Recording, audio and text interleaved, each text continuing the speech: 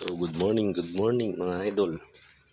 So silipin natin yung kahapon pinagawa natin yung EGR cleaning and throttle cleaning kay Boss Puti. So silipin natin kung kamusta yung ginawa nila, kung ayos ba yung pagkakabalik ng mga tornilyo at kung malinis yung pagkakagawa.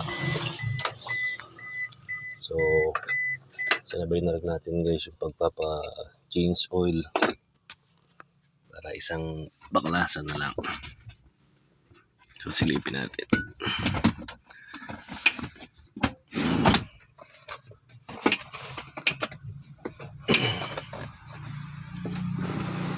By the way, pinagawa ko lang pala siya sa bahay lang, kay Boss Jerry Boy Works. Bali pala siya, kabata ko, tapos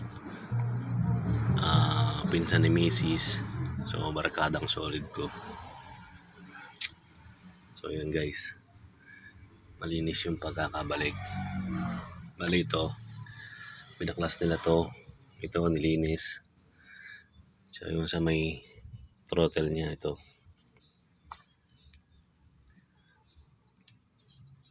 okay naman. Sarap gamitin kagabi nung inuwi ko guys. Lakas ng hatak. Dati pag apak mo ng silinidor, delay yung rev niya. Ngayon sumasabay.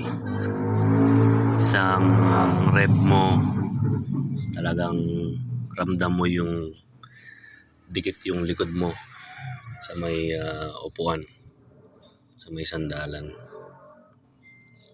Kailangan na rin palang ma-engine wash kasi puro alikabok na.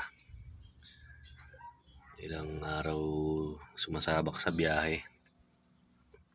Kahit na low season tayo ngayon, rainy season, may mga pa isa-isa pa rin na biyahe. And like sa summer season, talagang mas malakas pag summer season ang renta niya.